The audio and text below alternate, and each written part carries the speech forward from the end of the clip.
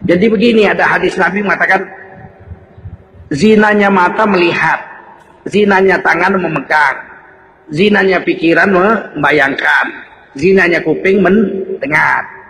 Diselesaikan dengan kemaluan. Jadi yang namanya zina besar itu kalau diselesaikan dengan kemaluan. Kalau cuma lihat matanya ada bekas zina, kalau megang tangannya ada bekas zina. Kalau mencium bibirnya bekas zina, hidungnya bekas zina. Tapi tidak menjadi zina besar, karena zina itu tidak bisa mendadak. Zina itu kan mesti lihat-lihatan dulu, pegang-pegangan dulu, cium-ciuman dulu. Mana bisa langsung zina aja gitu, nggak bisa. Makanya dalam Quran pun wala taqrabuz zina, jangan kau dekati zina itu. Innahu kana fahisyah. Zina itu fahsyah, dosa besar yang merugikan diri sendiri. Wasa'a sabila, sejelek-jelek jalan. Nah, karena dia dosa kecil melihat perempuan, apalagi mata tidak aurat, dihapuskan dengan berwudu. Makanya Sayyidina Utsman lihat, apa kamu? Sholat kamu ada bekas zina di matamu. Nah, bekas zina di mata berarti bukan zina kemaluan, tapi zina mata.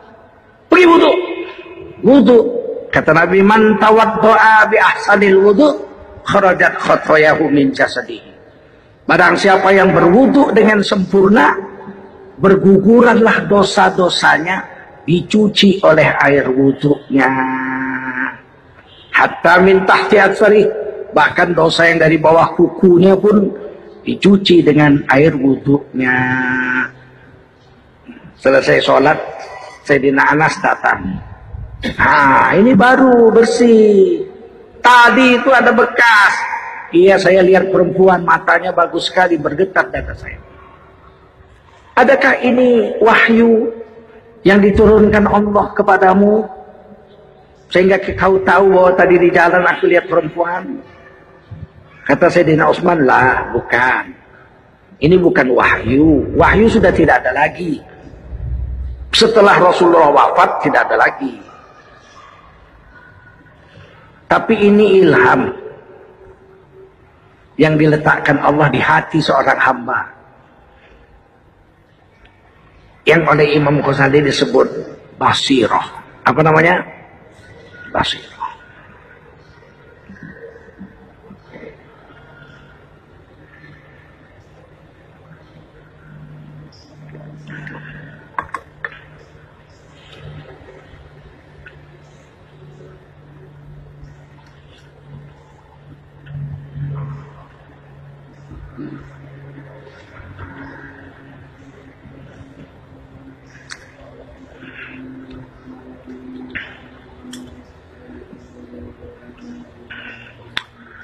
Mata batin ini harus dilatih. Cara melatihnya dengan memperbanyak ibadah kepada Allah Subhanahu wa taala. Sehingga paling tidak kalaulah kita tidak sampai derajat seperti seperti Sayyidina Umar, Sayyidina Utsman, paling tidak kita bisa melihat yang hak dengan yang batil. Paling tidak basiroh kita, mata batin kita yang pertama terbuka. Kita bisa lihat ini hak, ini batil, ini halal, ini haram, ini makruh, ini sunnah. Paling tidak sampai situlah, lumayan lah. Karena ada orang yang itu pun nggak bisa lihat. Istri orang dianggapnya istrinya, kan nggak bisa lihat dia kalau itu haram. Duit orang dianggapnya duitnya. HP orang ketinggal di masjid diambilnya, dibawanya pulang. Itu kan nggak bisa lihat dia mana yang haram, mana yang halal. Parah bener ini orang. Pasti diazab oleh Allah SWT orang yang seperti ini. Jadi ibadah itu sebetulnya ikhtiar ya. Wakhtiaru ulil absar, ikhtiar pilihan bagi orang-orang yang punya mata batin. Bahwa meninggalkan ibadah yang wajib itu berdosa. Bahwa mengerjakan ibadah yang sunat itu berpahala. Bahwa meninggalkan yang makruh itu berpahala. Bahwa mengerjakan yang haram itu berdosa. Bahwa banyak melakukan yang mubah itu tercela. Itu mesti kita paham itu. Melakukan yang wajib berpahala besar, meninggalkan yang wajib berdosa. Itu mata batin kita harus sampai situ. Mengerjakan apa amalan-amalan ibadah yang sunat berpahala, meninggalkannya tidak berdosa, tetapi rugi. Apa? Rugi. Kalau ada amalan sunat kita nggak ikut, rugi. Contoh ini sebentar lagi korban nih. Ntar lagi ada raya Idul Adha. Sekarang sudah Zulqa'dah. Ntar lagi Zulhijjah. Ada di situ ibadah korban. Kita udah siapkan dari sekarang. Kumpulin duit beli kambing seekor untuk satu keluarga mencukupi satu kambing. Syukur-syukur satu keluarga 5 orang bisa motong 5 kambing sempurna. Nggak bisa. Cukup satu keluarga satu kambing. 5 orang keluarga, bapaknya 1, istrinya 1, anaknya 3, cukup memotong satu kambing untuk satu keluarga. Cukup, boleh, pas, cukup. Kalau 5 orang 5 kambing bagus, sempurna sunnahnya. Saya nggak sanggup, saya satu keluarga 1 kambing, bagus, sunnah, sempurna. Namanya nama bapaknya aja, nggak tukar-tukar. Karena ibadah korban ini setahun sekali, seumur hidup. Beda sama akikah. Kalau akikah sekali seumur hidup. Kalau korban setiap tahun sekali seumur hidup. Nggak bisa. Bapak ada korban, saya udah.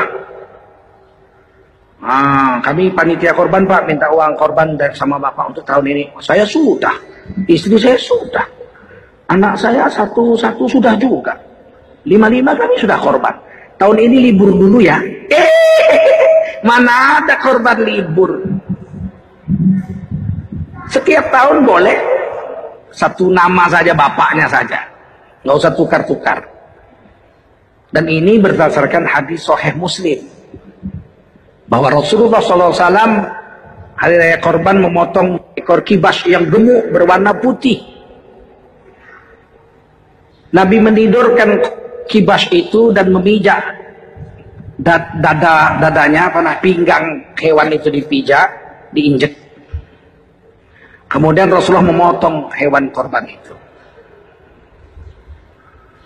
Seraya Nabi membaca,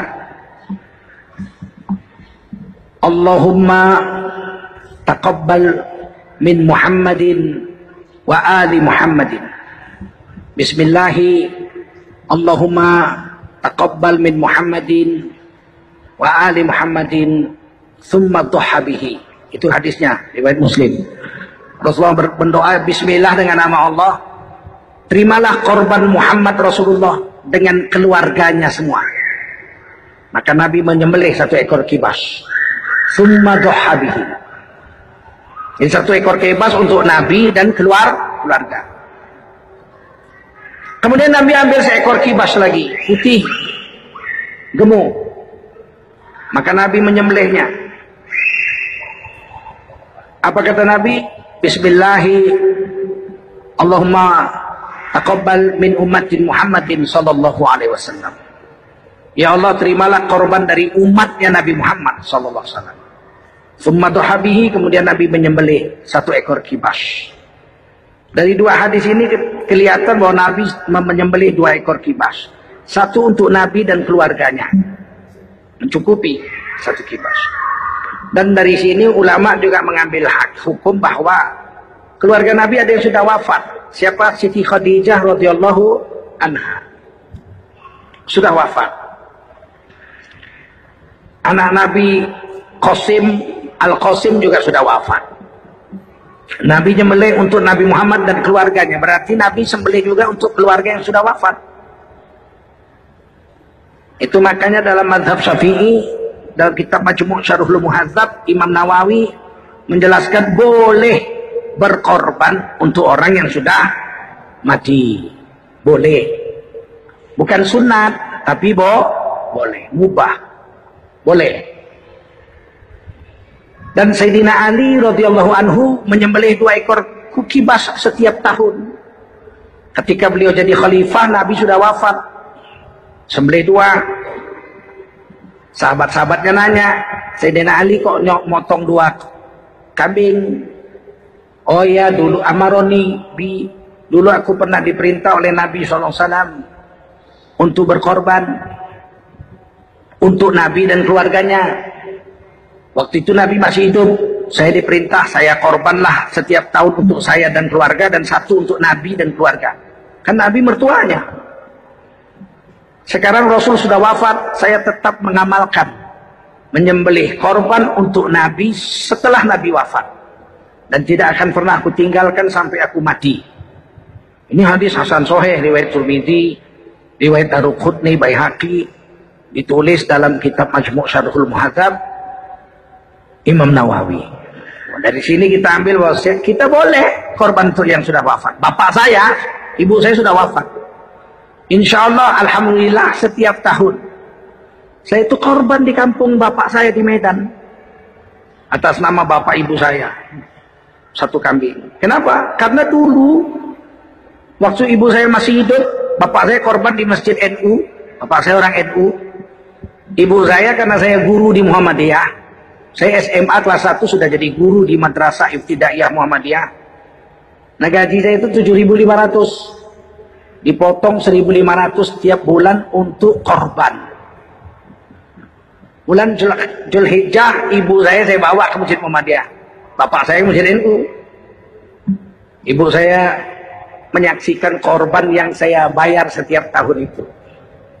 Waktu disembelih atas nama ibu saya nangis, terseduh-seduh. Waktu itu saya masih SMA, saya niat, ya Allah, aku akan korban tiap tahun untuk ibuku ini. Sekarang ibu saya sudah wafat. Waktu hidup dia senang saya korban, pasti setelah meninggal dunia dia juga senang kalau saya korban untuk dia. Dan ini ada dalilnya. Maka saya buat di Medan, hukumnya boleh. Dapat pahala juga namanya korban kok. Tapi untuk diri saya, hukumnya sunat muakkad. Saya dengan istri saya, anak saya di sini di Jakarta. Karena saya tinggal di Jakarta 21 tahun, saya korban di Jakarta. Itu hukumnya berkorban itu. Kata Nabi, walaupun hukumnya sunat, ternyata meninggalkannya rugi. Kenapa rugi? Diusir Nabi, benci Rasulullah. Dalam hadis Ahmad, Rasulullah bersabda, man wajada sa'atan falam yudhahi fala yaqrabanna musallana. Siapa yang ada duitnya, hari raya korban Idul Adha tidak menyembelih hewan korban, maka jangan dekat-dekat dengan tempat sholat kami. Diusir pada Nabi. Jangan dekat-dekat dengan tempat sholat kami. Jangankan sholat Idul Adha, dekat aja nggak boleh, apalagi sholat. Berarti dihina apa nggak? Dihina nggak?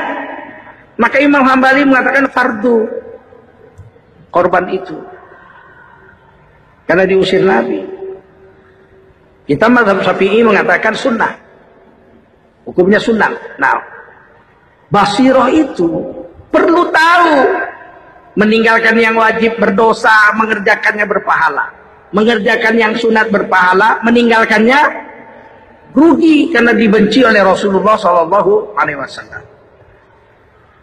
Mubah, mengerjakan yang mubah tadi itu, korban untuk orang mati, bapak ibu kita, boleh. Dan Rasulullah pasti senang karena ibu bapak kita senang. Ridha Allah di atas ridha orang tua. Nah, ini basirah itu. Mengerjakan yang makruh tidak berdosa, tapi rugi. Karena Rasulullah benci, Allah benci, makruh itu benci. Karoha, makruh, sesuatu yang dibenci. Sehingga Rasulullah menggugurkan hak orang sholat berjemaah. Bayangin aja, sholat berjemaah itu kan hak kita, perintah Allah. Kata Allah, wa aqimus shalah wa atuz zakah warka'u ma'ar raki'in. Tegakkan olehmu salat, tunaikan olehmu zakat, dan rukuklah kamu bersama-sama orang lain yang ruku. Maksudnya apa? Salat berjemaah. Perintah Allah di Quran itu. Dan rukuklah kamu bersama orang-orang yang ruku. Kata Imam Nawawi, kemungkinan hukumnya wajib. Karena pakai waw atof. Nah ini. Wa aqimus shalah, tegakkan salat, hukumnya fardu. Wa atuz zakah, bayar zakat, hukumnya fardu. Warka'u ma'ar-raki'in, dan pakai waw atof, rukuklah bersama orang yang ruku. Hukumnya apa? Fardu. Waw atof itu kan lil mutlaqil jam'i, untuk menggabungkan dua perkara yang berbeda tempat, berbeda jenis, tapi menjadi sama hukumnya. Itu gunanya waw atof itu. Kalau sholat fardu, bayar zakat fardu, maka sholat berjamaah hukumnya menjadi fardu. Pakai waw atof. Begitu kata Imam Nawawi.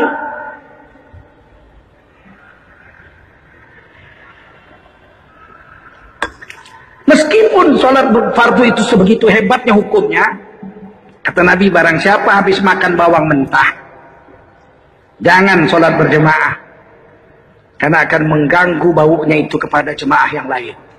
Gugur. Kalau orang punya basirah, ya Allah, ngapain makan bawang? Hilang kesempatan sholat berjemaah.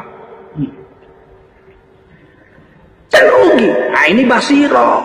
Kalau pakai nafsu ini ngelawan ini. Kalau saya makan bawang kenapa? Kalau saya merokok kenapa? Ah, ini kan udah repot kalau begini. Kalau saya mau merokok apa hukumnya? Kenapa rupanya? Ah, kenapa rupanya? Ngelawan sama Allah sih ente. Rokok tuh bau. Lebih bau dari bawang. Jangankan mulutnya yang bau, keringatnya pun bau, bikin kita jengkel aja. Kalau orang merokok, saya bau itu, saya tercium itu. Tercium sama saya itu. Asem baunya. Ngapain melawan Allah? Udah jelas itu karoha, benci Allah dengan baunya. Benci Rasul dengan baunya.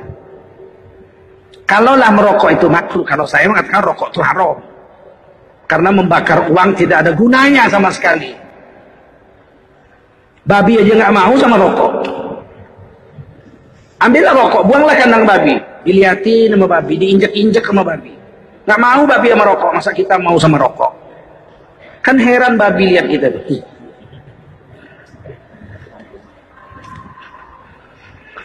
Itu ulil absar, itu orang yang punya mata batin. Kalau nggak punya mata batin, pasti ngelawan.